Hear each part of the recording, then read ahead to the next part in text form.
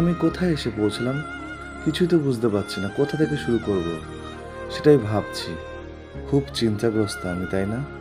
ঠিক তারপরেই নজরে এলো আমার মহাপ্রভুর এই সুন্দর মূর্তিটি। কি অপূর্ব, তাই না? না, না, একেবারে তোমরা ঠিকই বুঝতে পেরেছ। আমি আছি আমার ভালোবাসার শহর কলকাতাতেই। এত সুন্দর করে এই জায়গাটি সাজানো গোছানো, যা দেখে সত্যি অভিভূত আমি। এই সাইনটি সবার চেনা, ভালোবাসার চিহ্ন। আর সেই কারণে তো বলা হয় আমার ভালোবাসার শহর কলকাতা। তাই আজকে আমি আছি আমাদের ভালোবাসার শহর কলকাতার পাটুলিতে। দেখো কি অপূর্ব, তাই না? আর যে সকল বন্ধুরা আমার মতোই খুব ভোজন রসিক, তাদের কিন্তু এই জায়গাটি বেশ ভালো লাগবে। চা থেকে শুরু করে জল, তারপর তোমার চিকেন, মোমো, ফুচকা, কফি, আরও না জানি কত স্ন্যাক্সের দোকান রয়েছে এখানে। শুধু তোমরা মন প্রাণ ভরে দেখো আর পকেটে পয়সা বার করে একটু খেয়ে নাও, তাহলেই মন খুশ, সব খুশ, তো দিল খুশ। আর যে সকল বন্ধুরা দক্ষিণেশ্বরে যাবো করে ভাবছো কিন্তু এখনো গিয়ে উঠতে পারোনি, তারা কিন্তু এখানে এলে অবশ্যই দক্ষিণেশ্বরের স্বাদও পেয়ে যাবে।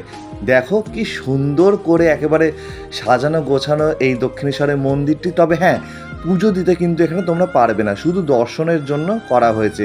খুব সুন্দর করে সাজিয়ে গুছিয়ে একবারে আকাশের সাথে মিশে গেছে মায়ের এই মন্দিরটি।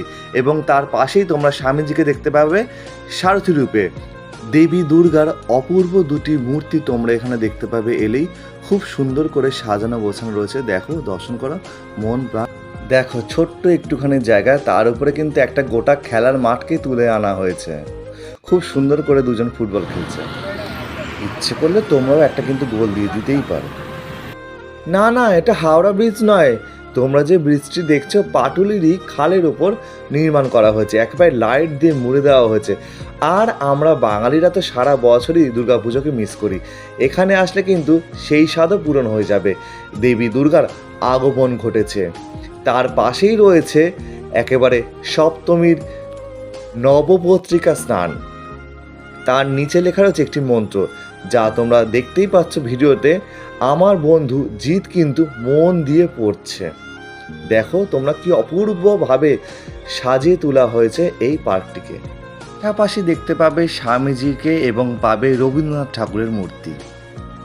যেতে যেতে আমি আর জিৎ বেশ কিছু ছবি তুলেছিলাম, সেগুলি তোমাদের সাথে শেয়ার করছি। আজকের মতন ব্লগটি আমি এখানেই শেষ করলাম। কীরকম লাগলো অবশ্যই জানিও। লাইক, কমেন্ট, শেয়ার করতে কিন্তু একদমই ভুলো না। আবারও হাজির হব কোনো একটি ব্লগ নিয়ে খুব তাড়াতাড়ি। ততক্ষণের জন্য শুনতে থেকো, দেখতে থেকো, সঙ্গে রেখো অজানা কিছু গল্প কথা চ্যানেলটিকে। আমি তোমাদের বন্ধু নীলকমল।